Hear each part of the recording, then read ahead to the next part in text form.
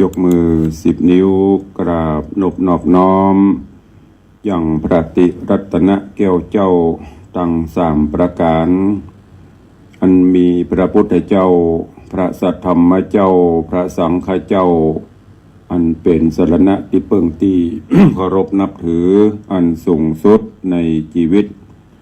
ขอกราบคารวะแตบไต้ไวยสาปารมีธรรมพระมหาเถรานุเถระเจ้าคณะพระสังฆาธิการพ่อแม่ครูบาอาจารย์พระเจ้าพระสงฆ์องค์เนรจุตนจุองค์โดยความเคารพขอเจริญสุขเจริญปอนญาติโยมศรัทธานาบุญสันนิบาตตันเข้าจุหนุ่มเท่าใจยิง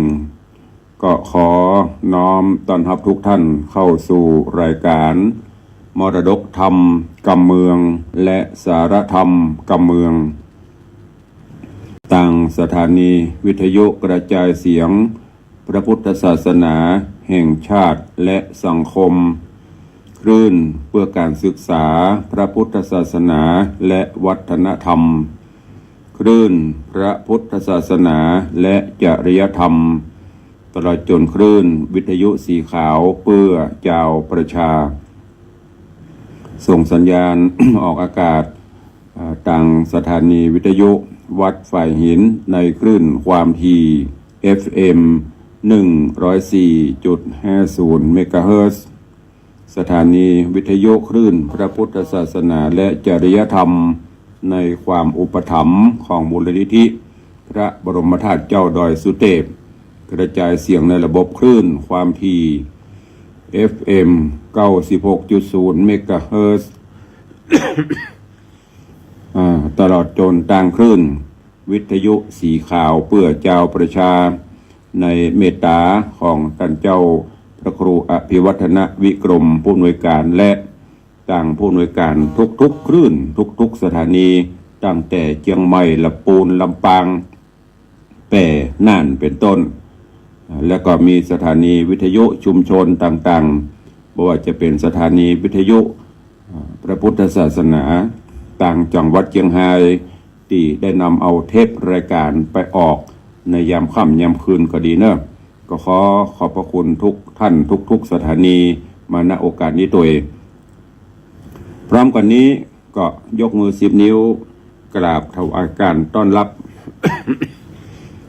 ยังพ่อแม่ครูบาอาจารย์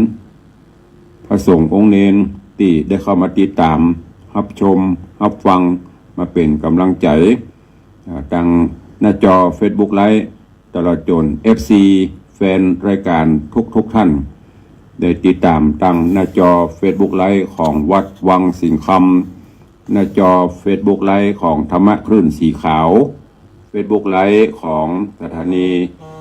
นวทีวีวัดฝ่ายหินและหน้าจอของ FC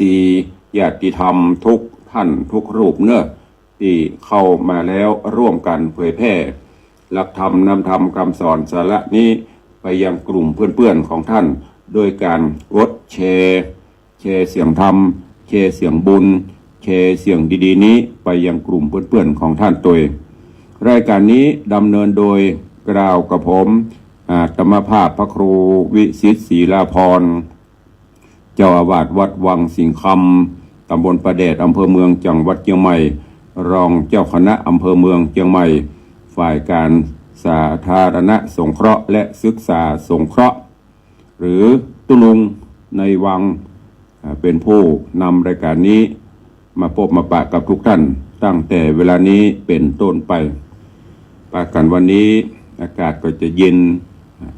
ช่วงนี้อากาศก็จะแปรปรวนสักหน่อย บางวันก็อุ่นๆบางวันก็เย็นบางวันก็ดึงข้อนหนาวลักษณะอากาศจะก็ทำให้เป็นปัญหาอุปสรรคโดยเฉพาะเป็นวัดเป็นไอเป็นแอนบุญยมุนิจืดเหนื่อยพ่องโดยเฉพาะอีพ่ออีแม่ผู้สูงวัยเขาตัวเนอะก็ดูแลสุขภาพร่างกายตัวญาติโยมก็เป็นห่วงตุลุงก็เป็นห่วงญาติโยมศรัทธาก็เป็นห่วงซึ่งกันและกันเนาะ ญาติโยมก็บอกตุลงดูแลสุขภาพด้วยเนอะก็พยายามประคับประคองกันไปเป็นวันอย่างอาการกระแอมกระไอนี่ก็ยังมีอยู่เนอะก็แต่ว่าเบาบางกว่าก่อนมานักใกล้จะเสี่ยงฤทธิ์มาละก็แต่ว่าก็ยังมีอยู่ก็ประทานอภัยล่วงหน้าไว้ก่อนเนอะจะเตียดไปก็เด็กก็แฮมก็เด็กก็ไอก็กลัวจะเป็นที่รำคาญของญาติโยมตัวเอง วันนี้ขอน้อมต้อนรับผู้ขันเนอะต่างโดยเฉพาะต่างหน้าจอ Facebook ไลฟ์เจริญปอนต้อนรับคุณโยมทองคำที่วงคำเข้ามาแล้ว เจริญปอนต้อนรับโยมเมดาวันคำวังเนอะกราบไหว้สาธุเจริญปอนคุณโยมสมศรีพรหมเมืองเข้ามาแล้วเจริญปอนคุณโยมสมทรงสิทธิตาเข้ามาแล้วเจริญปอนพี่นันอิสมเตปินด็อกเตอร์เนอะพิธาจารย์ผู้จารเสียงทองเข้ามาแล้วเจริญปอนพี่ไอปฏิวัติยาสมุทรต่ายโชเฟอร์ผู้อารีเจริญปอนคุณโยมสลินทิพย์บุญเลิศเข้ามาแล้วเจริญปอนคุณโยมเกษินีชัยเทพคุณโยมอัญชลีคำกิติเข้ามาแล้วเจริญปอนเป็นอันลาเนอร์เป็นอันจรันปิยจันทร์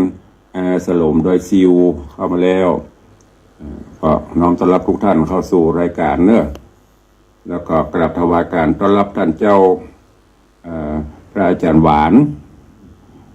สมปานเจ้าวัดน้ำโจหลายปิงเนาะเข้ามาแล้วก็ขอน้อมถวายการต้อนรับนะครับเนอะใครเข้ามาก็รายงานตัวเนอะมีอันใดก็คอมเมนต์ติชมรายการได้ตลอดโยมแม่จันเปงเข้ามาแล้วเจริญปอนใครมีอย่างที่จะติชมรายการหรือว่าจะแนะนำรายการตุลุงเนอะโอ้วันนี้เสียงกดไลค์กดแชร์เข้ามาหลายโลชื่นชมอนุโมทนาเนอะนี่แหละคือกำลังใจของนักจัดรายการทุกรูปทุกท่านไม่ว่าจะเป็นทางเฟซไม่ว่าจะเป็นทางวิทยุรายการถ้าทางวิทยุโทรเข้ามาร่วมกันหลายกำลังใจนะปวัญญาทิพย์ถ้าดักปิ้งนี่อย่างตัวลุงบอกนะถ้าดักปิ้งเนี่ยมันเอาอู้คนเดียวกันฮะ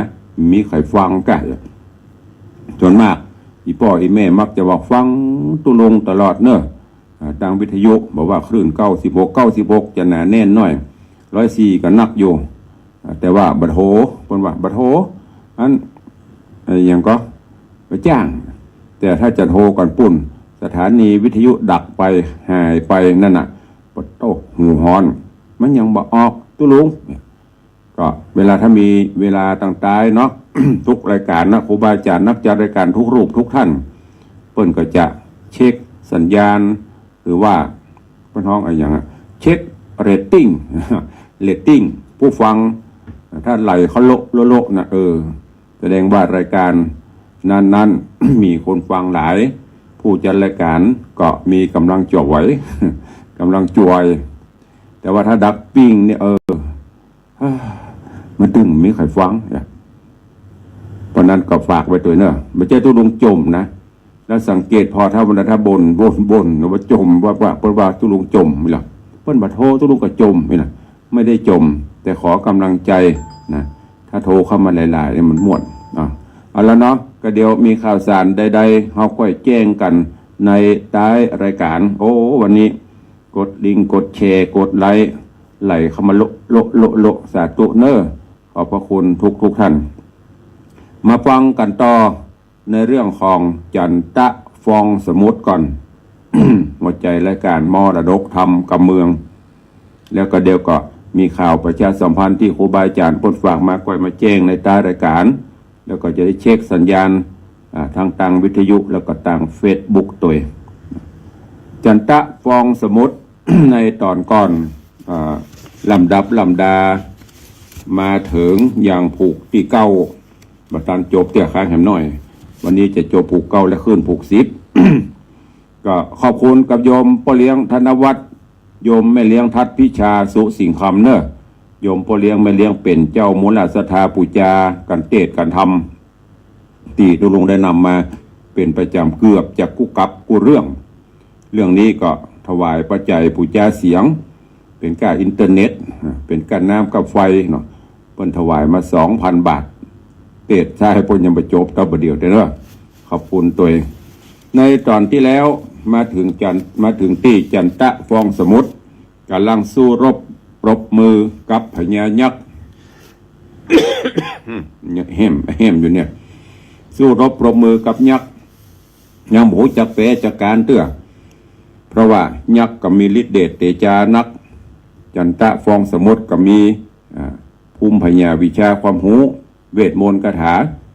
ต่างก็กำลังสู้รบปรบมือก็ยังบ่ฮู้จักแปจักการ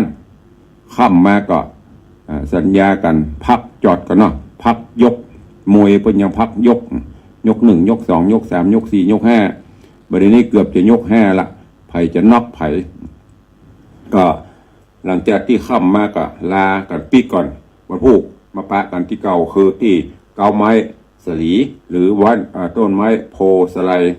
เพื่อเริ่มยกต่อไปหลังจากที่โพธิสัตว์เจ้าจันทะฟองสมุทรปิกมาบ้านมาจองก็มาปฏิบัติหน้าที่ของตัวปฏิบัติหน้าที่ลูกที่ดีปฏิบัติหน้าที่ลูกศิษย์ที่ดี เข้าป่าหาหัวหมากหลักไม้หัวมันเอามาถวายปฤาษีได้ครบได้ฉันเอามาให้แม่ได้กินต่างข้าวต่างน้ำหลังจากนั้นตัวเก่าก็ครบก็ฉันไปเป็นเช่นเนี้ยอันนี้ก็เป็นข้อคิดอันดีนึงเนอะญาติโยมทั้งหลายแต่ประเดี๋ยวนี้เขาก็ปรับไปตามการเวลาอย่างตุลงก็คือการครบการฉันการกินเมื่อก่อนนั้นบอกว่าจะเป็นพระเนนต้องถามท่านดร.อินสมนะถามพี่หนานจรัญนะหมู่น้อยหมู่แนนนี่เปิดจังหู เมื่อก่อนบิณฑบาตมาก็ดีหรือว่าวันพระวันศีลนี่เปิ้นจะดาขันโตกขันเข้าถวายพ่อแม่ครูบาอาจารย์โดยเฉพาะอย่างมาเจ้าตื่นมานี่หน้าที่ไขหน้าที่มันขโยมก็มีหน้าที่ล้างกระโถนก๊อกหมากเนาะแล้วก็เปลี่ยนน้ำต้นหรือคนโทเพิ่นจะถวายพระเจ้าน้ำต้นพระเจ้าน้ำต้นตู้เต้าหลวงบ่มีก๊อกน้ำบ่มีตู้เย็นบนบ่เดียวอันนี้คือความกตัญญูหุกูลครูบาอาจารย์เปลี่ยนเวรกันทำแล้วก็การถวายภัตตาหารจังหันเจ้าภัตตาหารเพลลูกศิษย์ลูกหาเพิ่นก็จะดาเสร็จแล้วก็ยกไปถวายหรือบางที่ก็จะดาโต๊ะคือครูบาอาจารย์คือเจ้าเปิ้นก็จะฉันที่หนึ่งเนนก็จะฉันที่หนึ่งส่วนขโยมหรือลูกศิษย์นี่รอสุดท้ายอันไหนลำดีๆนี่บางเที่ยก็ถึงขโยมแต่ตู้เจ้าเปิ้นถึงหูกักไว้ห่วงไว้ถึงขโยมอยู่อันนี้คือแสดงออกถึงความกตัญญูหูคุณเดี๋ยวนี้หัวกินยังชันยังไม่ชันม้วนดุมบะบุญไหวอันนี้เป็นตัวอย่างอันดีพ่อแม่แต่ก่อนนี้เราสังเกตพอเนาะเวลานั่งล้อมวงขันโตก ถ้าพ่อบ่มาแม่บ่มาอย่าหวังได้กินนั่งพ่อเมียงเอาจนพ่อจนแม่เพิ่นมานั่งพร้อมนั่งครบคือเพิ่นได้ลงอีพ่อจี้ก่อนอีแม่จี้ก่อนลงมือก่อนลูกเต้าถึงจะกิน นี่คือวัฒนธรรมการเป็นอยู่เมื่อก่อนแต่ประเดี๋ยวนี้เวลามันบ่เอื้อเนาะเพิ่นก็อนุโลมปฏิโลมไปเนี่ยกินเสร็จก็ตักแบ่งไว้ให้พ่อให้แม่แบ่งไว้ให้ครูบาอาจารย์จากนั้นตัวเก่าก็กินก็ครบก็ฉันไปเพื่อจะฟังไปห่ำไปเฮียนก็อนุโลมกันไปโพธิสัตว์เจ้าจันทะฟองสมุทรก็เช่นเดียวเอียไปหาหัวหมากหลักไม้เสร็จก็มาแบ่งเป็นส่วนอันนี้ถวายพระฤาษีอันนี้เอาให้แม่ถวายแม่เพิ่นได้กินได้อย่างเดียวตัวเก่าที่เหลือตัวเก่าก็กินไปแล้วก็ได้ปลาพ่อฤาษีหลังจากที่เลิกงามยามดีวันใหม่ละจะเข้ารบกับยักษ์พ่อฤาษีก็ได้มอบลูกประคำหรือบักกำที่เฮาได้หูได้หันกันเนี้ยที่หันครูบาอาจารย์เปิ้นเจ้าห้อยคอน้ำห้องบักกำหรือหมากนับนะก็เอาเป็นของพิเศษเอาคือกับจันทะฟองสมุทร เพื่อที่จะเอาไปสู้รบปรบมือกับพญายักษ์หลังจากนั้นแล้วเรื่องราวจะเป็นจะได้ก้อยติดเยินทุกท่านเนอะติดตามในผูกตวนตีเก้าตอนปลายแล้วก็จะขึ้นผูกที่10เป็นลำดับไปณโอกาสบัดนี้ นะโมตัสสะภะคะวะโตอะระหะโตสัมมาสัมพุทธัสสะ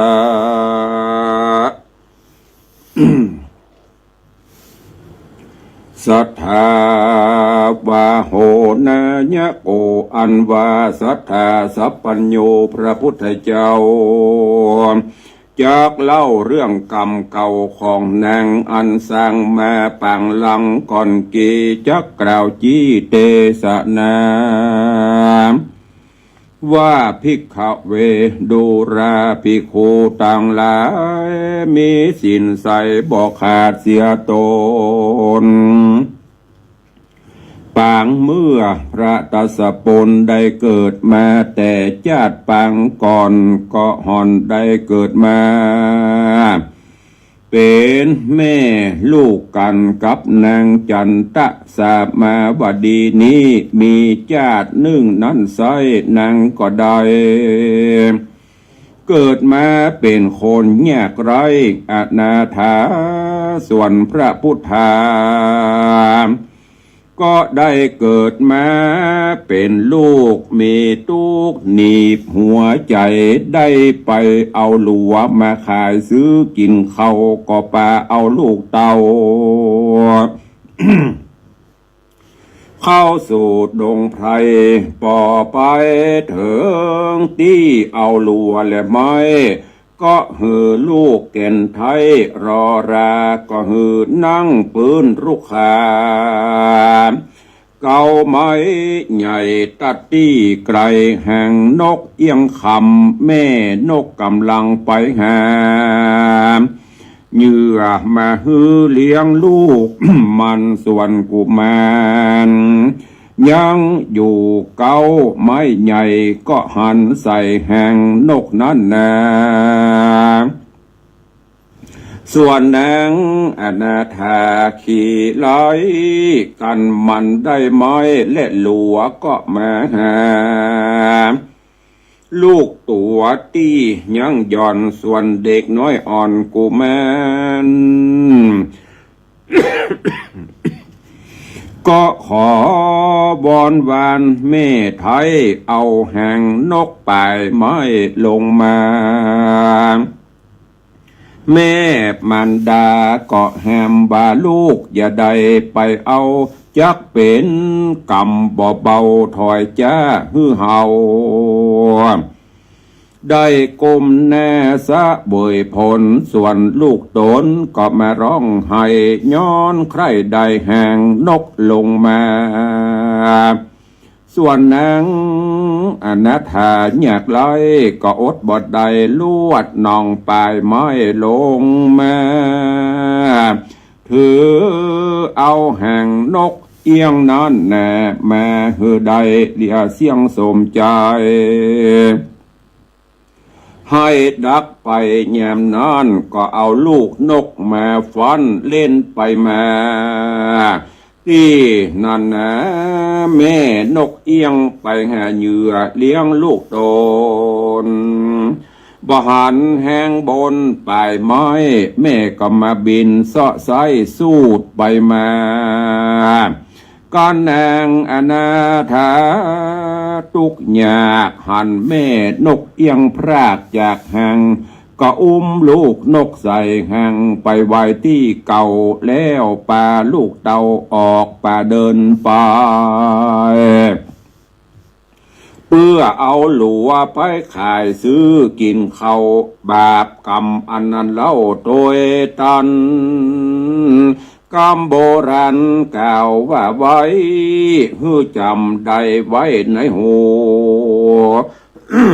ว่าเอาลูกนกมาดู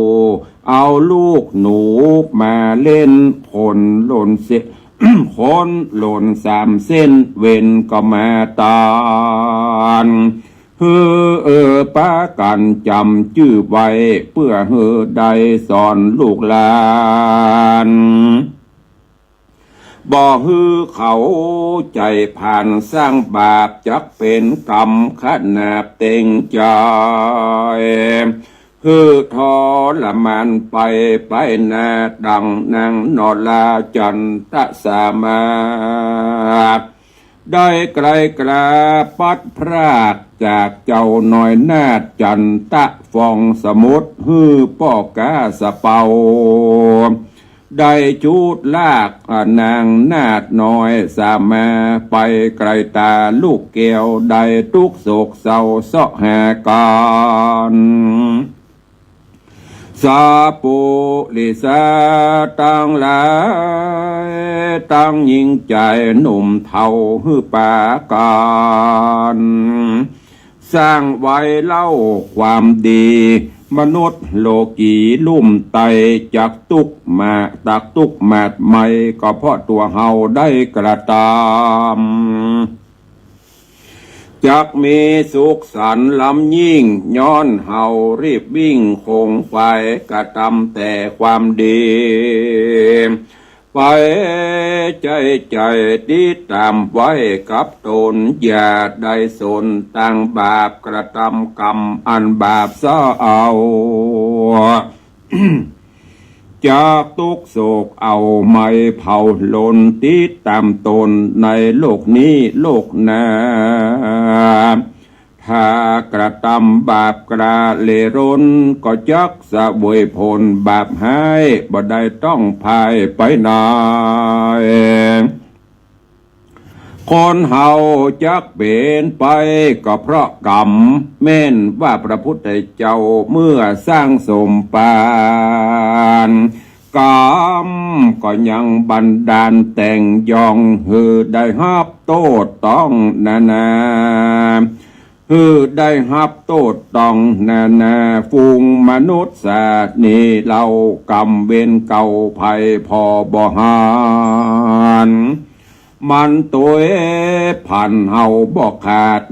ได้วินาศจากสมบัติกระตำคัดโจกลาบประสบแต่ทุกอาบหัวใจ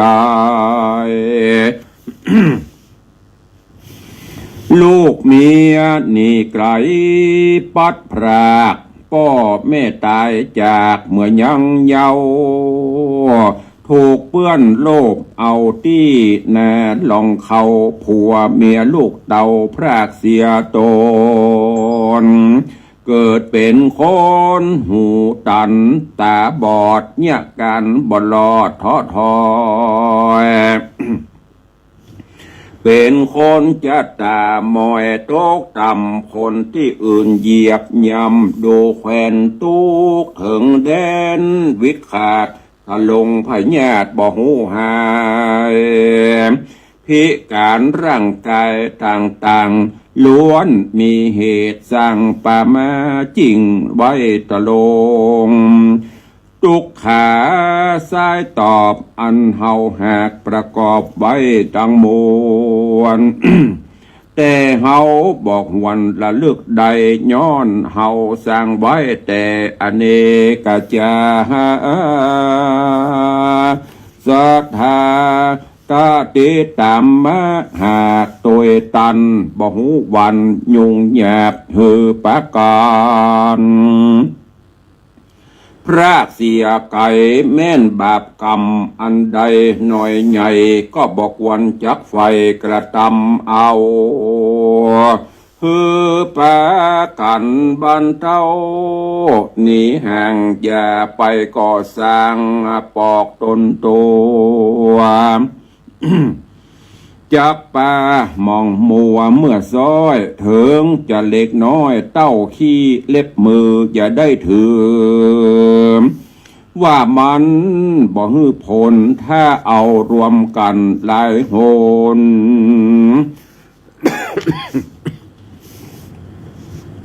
ก็เหมือนเฮากะตำกำใหญ่เหมือนเม็ดฝนตกลงลุ่มไตซอยก็ยังแนมได้ใด กาโลนนองจุงปากันพันปองหลีกเลี่ยงก้อยใบเบี่ยงสร้างความดีฮือเกิดความสุขีไปนาพี่น้องเจ้าข้าจักสบายใจมันจำศีลกินตันไปอย่าขาดอย่าใดประมาทจากความดีความสุขก็จักเมื่อเกิดมีเมื่อแน่ถึงจันฟ้าเนรปานและนาสถาวะโหนายะโกพุทโธอันว่าพระพุทธเจ้าจริงเตศนาบอกเราธรรมนิยายแก่ปิโคตั้งหลายมวลหมู่อันอยู่ในโรงธรรมว่าภิกขเวดุราภิกขุตั้งหลายอันมีศีลใสสะอาดส่วนนางน้อยหน้าจันทสามาเอาเสื้อผ้าลงสู่ต้าวารีกันซักสีแล้วก็เอาตื่นตากบนฝั่งฟ้ากงกาแล้วนางสามารถนอนเนาก็เข้าไปนอนใต้ห่มไม้รุกขานางลวดลับตาไปนาเมื่ออันในกาลยามนั้นนา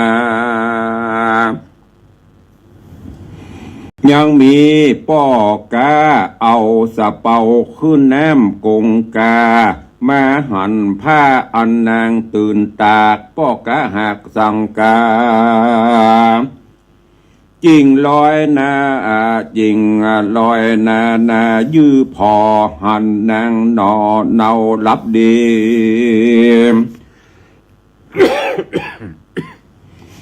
มีลักษณะสลีสะอาดผิวพรรณนะพิลาดปอตาจิงเข้าไปหาต้านต่อปากจะรอสันได้อูญูหรืออาญูเสือกใส่ก็บ่ตื่นป้อกะอุ้มใส่สะเปาหวังจักเอานางนงเยาไปเป็นจู้เอาเป็นกู้เตรียมตนตีสะเปาวนขึ้นแนมก็มีหันแหลนาอัฐากาเลในกาละนันเล่ากันสะเปาขึ้นน้ำไปบ่ปอแนนนางนงครานก็ตื่นขึ้นดินปีกฟื้นลูกนั่งแม่นางก็สังกาใจมีใจนั่งไกลตัวนางนั่งกลางสะเปาลอยน้ำนางก็มาลำร้องไว้ตานเป็นพามานั่งนี่ข้ามาที่นี่ได้สันได้พ่อกาจะใครบอกเจงว่าพี่บอกแกล้งอำพรางพี่จักเอานางมาห่วมขังเพื่อสืบสั่งข่าวาดนังก็มโนมันร้องไห้ว่าเมืองนี้นะบาปใบนักหนา เอากูแม่ปัดพรากเฮอได้เจียนจากลูกของกูเมืองนี้ดูเป็นกรรมอันใหญ่หันกูเป็นไก่ลงตางจักเอากูนางมาเอ็มข้างบ่ล่างว่าจักสมใจฮือเอากูไปส่งตัดที่ลงกูนอนกูบ่หอนจักเอ็มข้างฮือมึงแองเอาเป็นเมียที่นั้นป้อกาตาเพรียได้ยินนางดาก็บ่โคตรกล้าตันได้ เพราะหันนั่งข่าวใสสะอาดเป็นที่บาทสิเนหาจริงกล่าววาจาต่อท้อเป็นกรรมอ่อนอ้อยปิแยว่าดูลานางเหยนอนาเอาพี่จักเอานางน้องเจ้าไปสุขบานปี้บอกอ้างว่าจักเอาไปส่งตัดที่ลงนางนอนพี่จักเอาไปห่วมหมอนเอ็มพาซ้อนพาวันไปนาจักสบายนางใส่ใจเฮ้ยน้องเดาเนื้อบ่เศร้าผิวคำนางอย่าว่าจังกูปีเฮือเป็นที่มองใจ นางจูงไปอยู่กับพี่เพื่อเป็นที่สุขบานนางอย่าฟังใจจางด่าพี่เฮาอยู่ห่วมกันที่สะเปาแงมห่วมเดินทางไปก้าไปน่าจักเป็นเศรษฐีที่นั่นนางสามาวดีก็มีแต่ร้องล่ำไห้อะไรลูกหนอไทยของตนว่ากรรมสังบันดลเฮือใดปัดพรากใดเจียนจากลูกบุตรนางก็มาจะให้ว่าโอ้ยน้อลูกเกี่ยวแก่นไทยบุตรการลูกปอกปิกแม่จากป่าบ่หันแน่แม่มันดาก็จักให้แห่อ่อนอินโดลูกแม่นักแน่จักตกคำแกในป่าบ่หันแน่แม่ลูกเตี้ยงดาตาย ลูกใส่ใจเฮ้ยเจ้าลาลูกกำพร้าแม่คนเดียวลูกจับเดียวในป่าเสาะสอดล่าหามันดาบ่หันส่วนนาวานิชาปอกาใหญ่ก็ปลอบใจนางแก่นไทยสามาว่าดูลานางเฮ้ยนอนาเอานางอย่าโศกเศร้าเสียใจลูกใส่ใจอันอยู่ป่าไม้บ่นานมันก็เสาะไส้มาหานางอย่าว่าจักร้องไห้หาลูกแก่นไทยของนาง มันก็บ่ได้ยินสังสักสิ่งนางอย่าให้ยิ่งนักแน่เฮาสองลาพี่น้องจักอยู่ห่วมต้องเดียวกันบ่เมินแนนจักหายขอดจักบ่ได้คืดฮอดถึงอาหารและนาลัตติญาในกลางคืนนั้นมาฮอดนางเกี่ยวยอดจันตะสามาก็บ่ยีบลับตาก็บ่ยีบลับตาสักน้อยเต้าให้ข้าคอยสิเนหายังลูกบุตรตาใจใจมากลางคืนนั้นใส่ป้อกะใหญ่นาว่าก็สิเนหานางใจใจ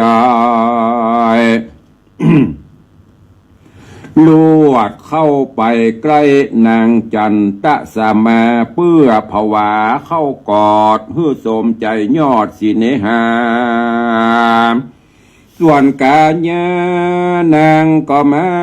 ฮ้อนใหม่เหมือนอยู่ไกลไฟโลโอนปอกาบ่อาจทนอยู่ใดลวดบอกไกลตัวนางตามโบราณว่าไว้เพื่อเฮือใดสอนคนว่าการละกินีกับมงคลนั้นเล่ามันย่อมบอกเข้ากัน บาปบอกกันบอกบาปบอกตันนะเป้บุญใดส่วนนางแก่นไทยมีบุญนะป้อกานาว่าหาบุญบ่ใดเข้าไปใกล้ก็ฮ้อนเหมือนไฟโลนถ้ามีคนมาโจตนาโจดอ้างเมื่อนางนอนค้างห่มไม้คนเดียวป้อกาเตียวมายังบ่ฮ้อนรุ่มเหมือนไฟถ้าจะไขกล่าวเกก็เพราะกรรมแห่งอนางเพมาเถิงฮือได้เหินแห่งลูกเต่าย้อนกรรมเก่ามาตันก็มีบ้านนอนเลยนะตาน้อยกาละนอนนางนอจันอยู่ในนาวาก็เวทนา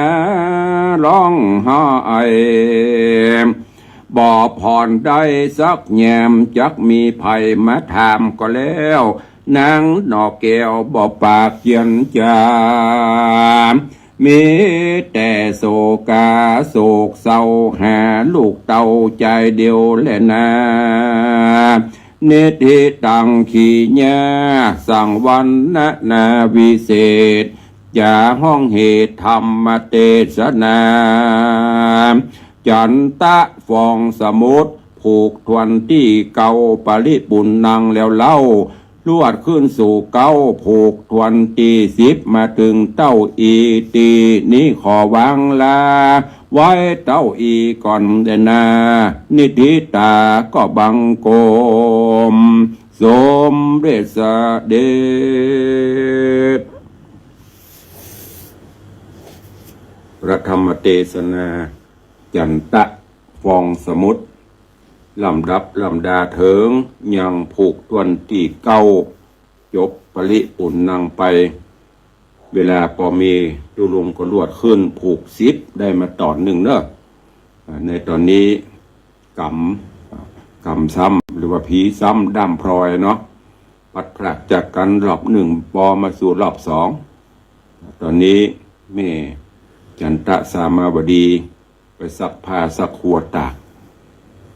าน้ำตาทรายแล้วก็ค่อยรับเลยหม่วยรับไปตอนนั้นก็มีปอกะสะเปาก็มาหอบเอานางใส่สะเปาไปหวังจะเอาไปเป็นเมีย เป็นภรรยาซึ่งในตอนนี้ก็กำลังเกี่ยวผ้าราศีต่างๆนานา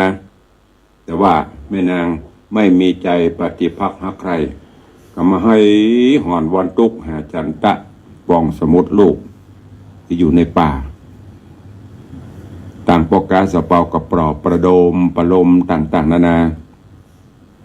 นางก็ยังบหายโศกาอดุลยามค่ำคืนมาปอกาสะเปา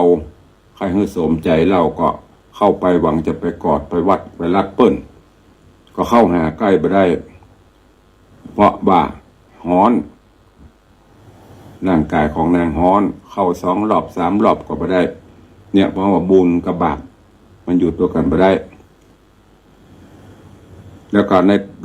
ใจทำเพิ่นยังบอกว่าโอ้แล้วหมอกทีตอนมาขึ้นเปขึ้นสะเปาหรอยังบ่ฮ้อนเพราะว่ามันเป็นเรื่องของกรรมไปเรียนตอนต่อไปก็ค่อยฟังกันเนอะวันนี้โป่งวางไว้เต้าอีก่อนในเรื่องของจันตะฟองสมุทรเดี๋ยวตอนต่อไปทุกลุงก็จะได้เอามาสรุปให้ฟังแห่งกรรมว่าเรื่องราวเป็นจะได้ วันนี้เอาไว้เต้าอีก่อนเนาะก็เข้าสู่โหมดท้ายรายการวันนี้ก่อนที่จะได้แจ้งข่าวสารงานบุญก็ขอถวายการต้อนรับและเจริญพรต้อนรับ FC ตามหน้าจอแห่งรอบเนาะหลังจากที่ตะกี้ ได้อูจาไปรอบหนึ่งเจริญพรเนอะโยมแม่สุปราณีรูมาจากร้องหัวแดงแล้วก็มีคุณโยมเปียเรนูชัยวงศ์จากปปนปะเปล่านอก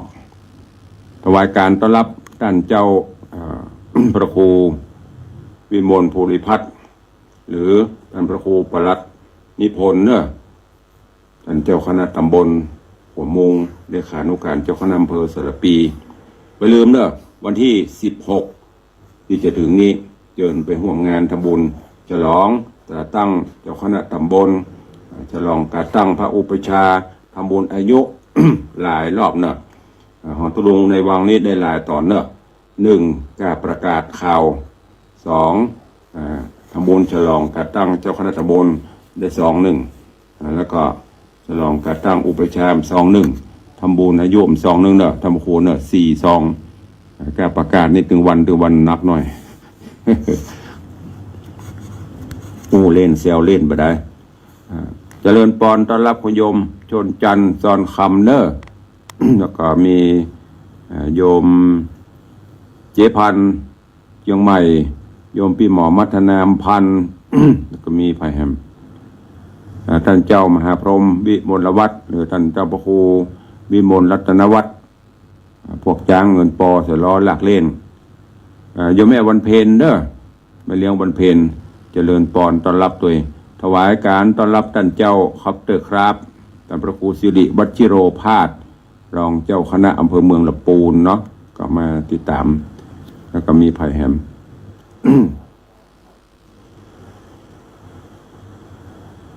มีโยมแม่จันเปงเข้ามาก็ขอบคุณอนุโมทนาเนอะเดี๋ยวติบัตรเจ้าบัตรตันตุลุงจะเป็นตัวตอบแทนตอบมะรุนที่กำลังเข้ามา ก็คุณโยมสุภาพขันแนเนอะเจริญปอนปีใหม่ตัวไม่ได้ปะกันเมินละสบายดีเนาะระหว่างก็แวะเวียนมาเอวครับพ่อเนอะ ขออนุญาต ประชาสัมพันธ์ข่าวสารงานที่เปิ้นจะมีที่เปิ้นฝากตุลุงมาเนอะในวันที่7 8 9ที่วัดยางกวงที่จะมีงานทำบุญฉลองสมโภชวัดแล้วก็ทำบุญอายุวัฒนมงคล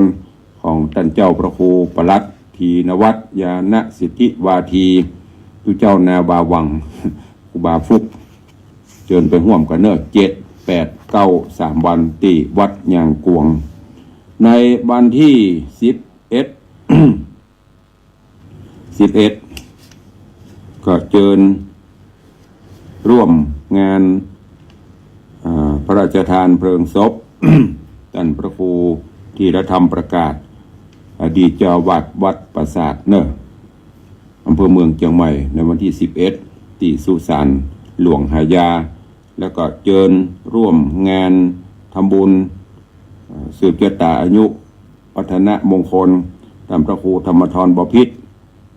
เจ้าอาวาสรูปแรกของวัดเทพนิมิตรแม่ขาน้อยตำบลประแดดเนอะเพิ่นกำลังได้ยกฐานะขึ้นเป็นวัดสมบูรณ์แบบละ เชิญร่วมงานบำเพ็ญกุศลพระราชทานเพลิงศพท่านพระครูโอภาสปัญญาพิมลอดีตเจ้าอาวาสวัดอรุณโชติการามหิมอ่อนอำเภอสันกระแปงเนอะเพิ่นจะพระราชทานเพลิงศพในวันที่17วันเสาร์ที่17วันนิมนต์ตุลุงไปเทศนาคืนวันที่13เปิดศพตั้งแต่วันที่11 12 13ไปจนถึงวันที่17จะมีพิธีพระราชทานเพลิงศพนะเชิญไปร่วมกันเนอะแล้วก็วันที่16ที่บอกไปเมื่อกี้ที่วัดประเดือมีงานฉลองการตั้งเจ้าคณะตำบลการตั้งพระอุปชฌาย์ทำบุญอายุวัฒนมงคลของท่านเจ้าพระครูวิมลภูริพัฒน์ หรือว่าท่านพระครูปลัดนิพนธ์เนอะก็ไปร่วมกันร่วมงานร่วมกันที่วัดประแดดก็จะมีงานปล่อยหลวงจะลองกุฏิส่งหงหลวงกุฏิไม้สักทองเนอะแล้วก็เสนาสนะของวัดเริ่มตั้งแต่22 23 24 25เป็นต้นไปก็เชิญไปร่วมกัน เชิญร่วมงานพระราชทานเพลิงศพของหลวงพ่อวัดบวกคกหลวงสุมงคลรัตน์อดีตเจ้าอาวาสหรือตุลุงแดงหลวงพ่อแดงครูบาแดงเนอะที่วัดบวกคกหลวงพระราชทานวันที่25แล้วก็ที่วัดพระพุทธบาทตากผ้าก็เชิญทุกท่านไปร่วมงานพระราชทานเพลิงศพพระเดชพระคุณหลวงพ่อ ท่านเจ้าคุณพระพุทธบาทพิทักษ์อดีตรองเจ้าคณะจังหวัดลำพูนเนอะที่วัดพระพุทธบาทตากผ้าเปิ่นจะพระราชทานเพลิงศพวันที่25พระนักเปิดทำบุญตั้งแต่วันที่20ที่18-19ไปละเปิ่นก็ทำบุญสูนตานไปวันที่25เป็นวันพระราชทานเพลิงศพนี่ก็แจ้งทุกท่านเนอะ เดี๋ยวเดือนงานต่อไปก็ค่อยประกาศไปมกขมหาของวัดวังสิงคำก็ขอบคุณอนุโมทนาบุญเนอะกับญาติโยมศรัทธาที่ได้ร่วมเป็นสะพานบุญในการก่อสร้างห้างแปลงกุฏิสงฆ์หงหลวงที่ตุลุงได้ประชาสัมพันธ์ไป ในตอนนี้ก็การก่อสร้างก็ดำเนินการก่อสร้างไปเรื่อยๆญาติโยมศรัทธาอาจจะครบรอบ100 วันครบรอบปีครบรอบวันสำคัญวันแต่งงานกันกาวันสำคัญของตัวเก่าก็ดีวันพระชนก็ดีเนอะน้อมเชิญชวนมาร่วมสร้างดานะบารมีธรรมในการร่วมกันสร้างกุฏิสงฆ์หงหลวงของวัดเพื่อให้สำเร็จผลไปด้วยดีก็ขอฝากไว้กับทุกท่านเนอะ ในส่วนของนาคตันหรือกำยันคันโทยตอนนี้ก็ปิดไปมีเจ้าภาพครบไปตอนนี้ที่เหลือก็มีประตูกระเบื้องปูปืนหน้าต่างฝ้าเพดานเหล็กดัดสีอย่างต่างๆนี่อย่างค้างแถมนักอยู่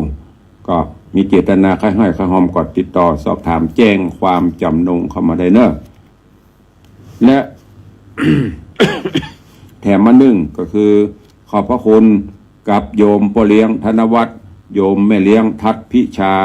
สุสิงคำผู้มีบุญบารมีได้เป็นเจ้ามูลศรัทธาเก้าเงาเจ้าศรัทธาในการจัดสร้างรูปเหมือนรูปหล่อของตุลุงอันนี้เป็นวัตถุประสงค์ของเปิ้นเนอะจะเป็นว่าเขาละอ่อนนุ่มน้อยอยู่จะมาแปลงหูกแปลงหุ่นใบหยักแต่ว่านี่เจตนาของโยมพ่อเลี้ยงเปิ้นจะทำก็บัคัดศรัทธาเปิ้นแล้วก็จะได้จัดสร้างโลงศพไว้ได้หูได้หันอย่างตุลุงบอกเป็นการพิจารณาเรื่องความตายทุกคนไม่ได้ว่าอย่างที่ญาติโยมพูดว่าโอ้ไปอู้เรื่องตายตรงกันข้าม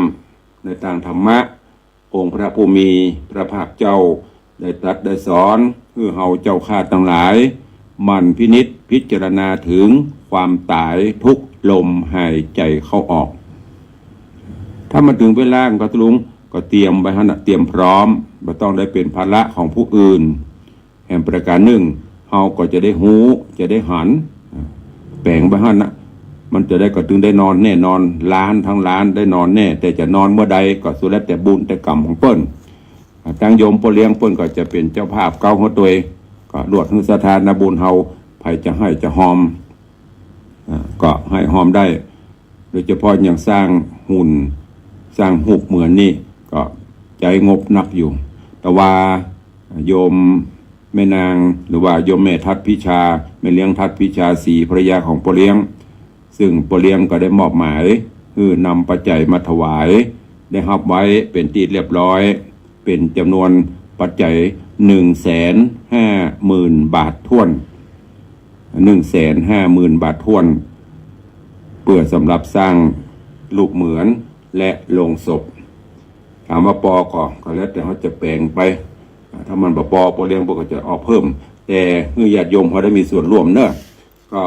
ตัวนี้ก็มีเจ้ามนศรัทธาได้มีส่วนร่วมหอมเมื่อตุลุงยังมีนั่นเนอะจะได้หันไผ่หอมไผ่ห่วมบุญกุศลแปลงร่องตุลุงห้องเนี่ยตายแล้วหอมนี่ตุลุงก็บ่ฮู้นะ ก็ขอบคุณครับดร.อินสมเตปินพินัยนิสมเจ็ดสีร่วมทบุญมา 1,000 บาทโยมพ่อวิชัยแม่สุพัฒน์โยมประพันธ์เอี่ยมเจริญ 1,000 บาทโยมแม่ปราณีพยาไคหพล 2,000 บาทแม่ครูเด่นทองจันที500 บาทแม่สุบรสใจโตแม่ยอดเรือนช่างขาย200 บาทแม่วิมลจันทร์ยาสมุทรบ้านน้อยสันกระแปงพร้อมลูกหลาน500 บาทแม่ศรีพันธ์แสนอุ่น100 บาทแม่ศรีไลเทียนสารเดี๋ยวเทียนสว่างเนี่ยถ้าผิดตุมาภัยบอกของตุลุงก 40 บาท แม่วิลาวันหรือว่าแม่วันดีวุฒิอินรวมทำบุญ500 บาท นางสาวอาภารักชุมพงศ์200 บาทเนอะอันนี้รวมทำบุญจัดสร้างรูปเหมือนและก็ลงศพอนุโมทนาตัวเองเหลือเวลาท้ายรายการเพื่อจะได้เปิดอย่างที่อุตกี้ขอกำลังใจจากต่างบ้านต่างจองหน้าจอตอนนี้ก็ไหลเข้ามาโละหลังต่างบ้านต่างจองใครจะจะเอ่ยกับตุลุงเข้ามาได้เนอะ0817836540โทรศัพท์เปิดพร้อมใช้งานเรียบร้อย สายแรกจะมาจากที่ไหนตั้งใด0817836540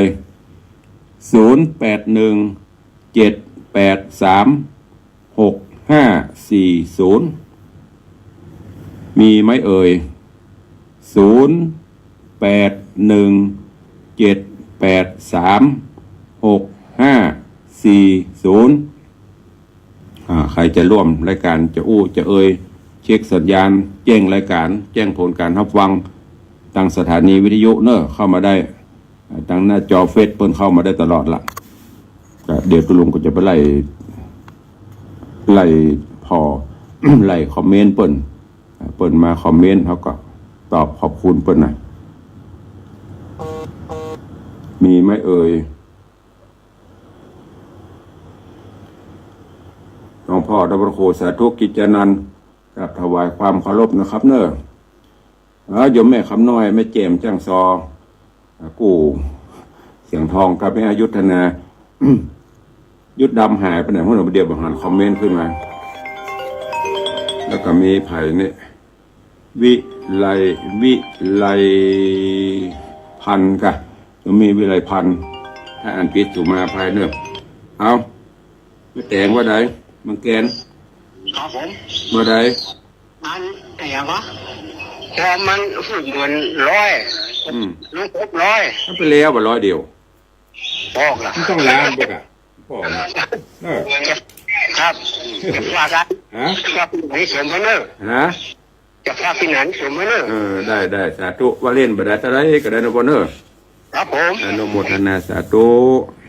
ครับขอบคุณกับป่อวิชัยยาวิชัยเมืองแกนพัฒนารวมทำบุญ2อย่างละ100ทำรูปเหมือนและลงศพรวมเป็น200สาธุอนุโมทนาบุญตัวเองใครจะอู้ด้วยแหมมีใครแล้วกะมีก็จะได้ลำลากันเนอะทดเวลา1 นาทีทอง081ถ้าอันจมบุมในโลโทนะถ้าดักปิ้งกันเสียหมดเจริญปอนสายที่2ของวันนี้อนุท่าน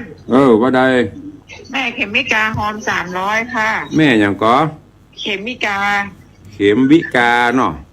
เข็มมิกาเจ้านามสกุลอย่างกนกพาวิจิตรกนกพาพ่อพานนะกับแม่เจ้าพ่อสำเภาลูกสมาร์ทด้วยท่านพ่อสำเภาวิจิตรเนาะจิตใจแล้วเจ้าอันนี้พร้อมเพย์เบอร์นี้เลยเนาะมีพร้อมเพย์มีเบอร์พร้อมเพย์มีเดี๋ยวก่อนหลังไม้เดี๋ยวแม่ก็โทรมาท่านบอกเนาะเจ้าแม่เข็มมิกากนกพาวิจิตร3 ล้านเนาะ300ค่ะสาธุอนุโมทนานะแม่เนอะจ้าสาธุขอบคุณกับโยมแม่เข็มวิกากนกพาวิจิตรร่วมสร้างรูปเหมือนและลงศพ300 บาทโยมป่ออย่างก็ลืมไปแล้วเมืองเกณฑ์พัฒนาที่ลืมระดับเด่นนะเนี่ยใกล้ตีได้นอนระบบหลงลืมละ200 บาท สาธุอนุโมทนาบุญด้วยเนอะเดี๋ยวตุลงก็จะโจทย์ลายหมายเอาจื่อแล้วก็จะได้หูตัวเองไขผ่องแปลงบ้านหลังสุดท้ายถวายจะได้หูได้หันก็เป็นการสะเดาะเคราะห์เลาะนามไปตัวโมทนาสาธุกับญาติโยมเนอะบ่ได้บังคับเนอะสาธุชนญาติโยมแต่เอามาบอกใครห่วมก็ห่วมมีเจตนาใครร่วมก็ร่วม บ่มีเจตนาก็แล้วไปอย่าไปว่ายิ่งประเด็นนี้กระแสสังคมมันอันยังก็ตรามาเนาะจะแปลงร่องใส่ตัวเก่าไปได้ก็มาบอกเขาเปิ้นมีปัญญาก็มีลูกศิษย์ลูกหาก็มีแต่อยากจะให้มีส่วนร่วมถ้าบ่ร่วมก็แล้วไปไม่ต้องไปวิตกกังวลไม่ต้องไปตรามาอย่างที่ลุงบอกมาเสมอเอาจะทำบุญเกิดขึ้นโดยเจตนาได้ยินปนอูปนจ๋ามีใครมีส่วนร่วมก็ร่วมมามีกับโมทนาสาธุถ้าดึงบ่มีดึงบ่ห่วมดึงบ่โมทนาสาธุก็เลื่อนผ่านไปบอกว่างานอย่างต่างๆนะไม่ต้องไปตรามากันเนาะอยู่บนโลกใบนี้ด้วยความสุขบานบั่นใจมีจิตใจปฏิภาคห่วมบุญกุศลกันไปนี่แหละบุญจะเกิดขึ้นเนอะเอาแล้วเนาะเวลาล่วงเลยมันนักเกมี2 สายวันนี้แล้วก็ร่วมบุญกุศลโดยตุลุงตุยก็ขอบคุณอนุโมทนากับทุกท่านเนอะตลอดจนพ่อแม่ครูบาอาจารย์ทุกรูปทุกตนทุกองค์ที่ได้เข้ามาติดตามทางหน้าจอก็ดีฟังทางวิทยุก็ดีวันนี้เวลาหมดเวลาแล้วขอนำรายการจากทุกท่านไปก่อนกราบขอบพระคุณท่านผู้อำนวยการทุกสถานีเจ้าหน้าที่ผู้ควบคุมเทคนิคทุกท่าน